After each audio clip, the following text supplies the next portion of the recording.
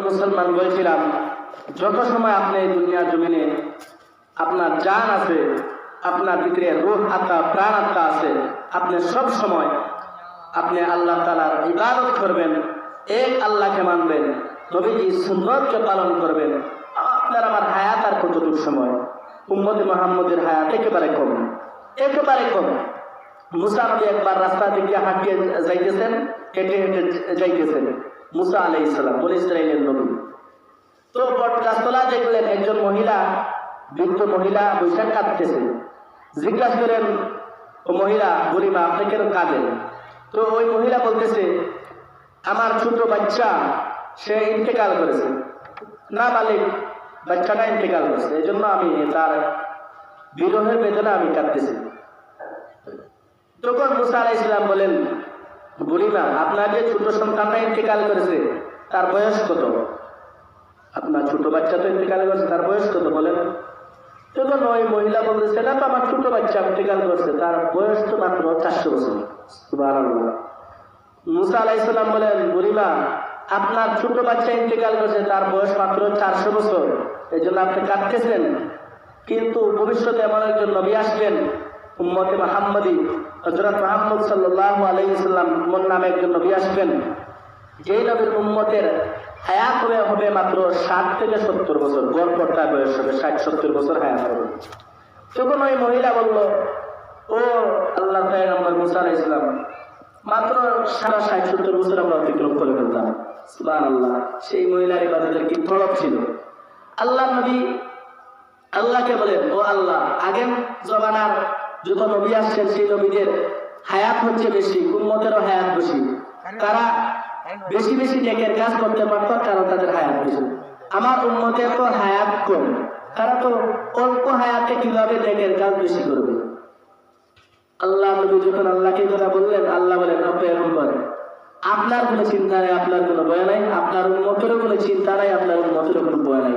আপনার উম্মতের হায়াত যদিও কম, তারপরেও আপনার উম্মতের অল্প হায়াতের মধ্যে অনেক বরকত রয়েছে। যেমন অনেকে মিলে না 20 টাকায় 15 জিবি, 20 টাকায় 30 দিন মেয়াদ 20 জিবি, এটা এরকম অফার আগে মিলত। তাহলে দেখেন, এখন বর্তমানে হায়াত যদি উম্মতের কম, উম্মতের হায়াত কম ঠিক আছে, কিন্তু উম্মতের কাজে, কথায়, বরকতে, আমলে, ইবাদতে বরকত বেশি, যদিও হায়াত কম। মানে উম্মতে মুহাম্মাদের প্রত্যেকটি সময়, প্রত্যেকটি মুহূর্ত হচ্ছে অফারের মতো। অফার কি?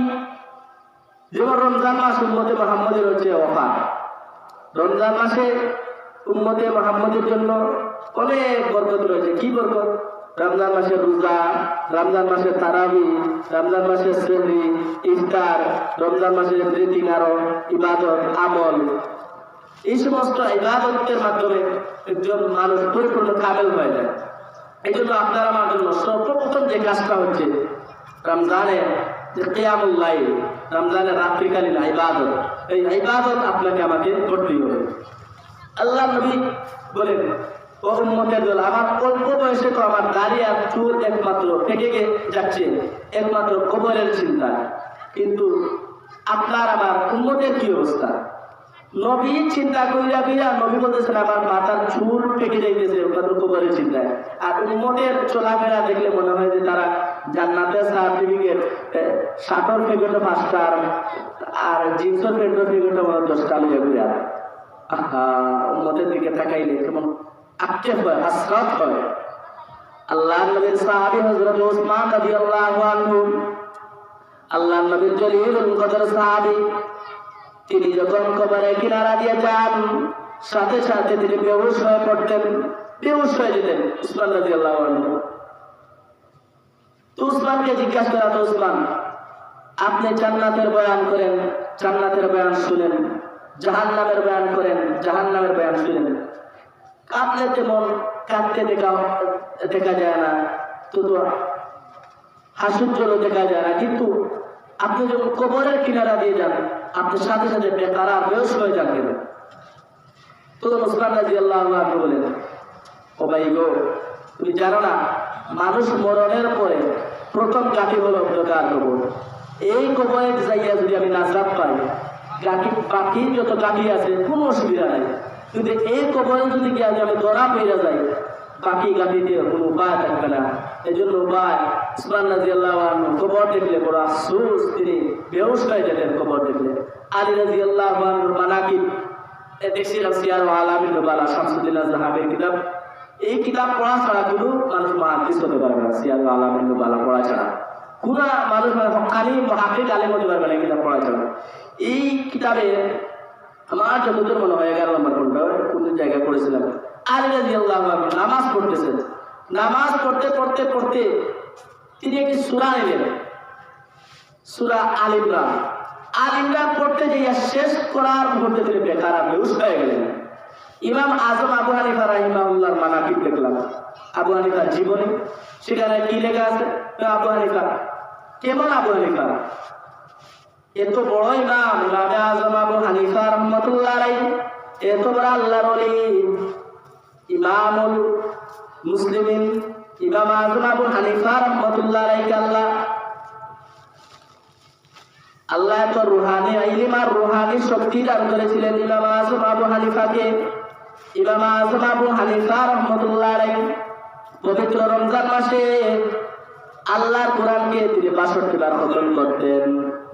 ইমাম আজম আবু হানিফা রাহমাতুল্লাহ আলাইহি 60-70 বছর হায়াত পেয়েছিলেন। 70 বছর হায়াতের মধ্যে তিনি 70,000 বার পবিত্র কোরআন খতম করেছেন।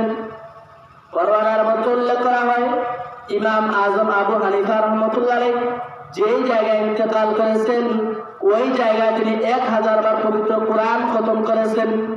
ইমাম আজম আবু হানিফা রাহমাতুল্লাহ আলাইহি 2 রাকাত নামাজের মধ্যে পবিত্র কোরআন খতম করে ফেলেছেন।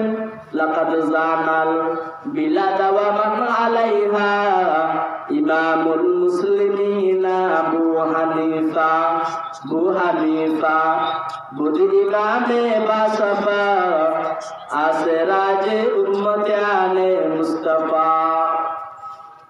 ইমাম আবু হানিফার কথা বলছিলাম, তো বড় ইমাম তিনি ছিলেন, জালিলুল কদর, 4 মাযহাবের প্রধান ইমাম হলেন ইমাম আবু হানিফা। ইমাম আবু হানিফা রাহমাতুল্লাহ আলাইহি এই পৃথিবীর একজন সূর্য সন্তান, তার মতো সন্তান এই পৃথিবীর আলো বাতাস আর কোনোদিন দেখবে না। ইমাম আবু হানিফা রাহমাতুল্লাহ আলাইহি আল্লাহ ওনার কবরকে জান্নাতের বাগান বানায় দেন, আমিন। আলোচনা যা করা হলো এই পর্যন্ত, আমার পক্ষ থেকে যত ভুল, আল্লাহ তাআলার পক্ষ থেকে যত শুদ্ধ, আমার ভুলকে ক্ষমা সুন্দর দৃষ্টিতে দেখে আল্লাহ তাআলা সুন্দর উপর বক্তা সবাই যেন আমল করতে পারে।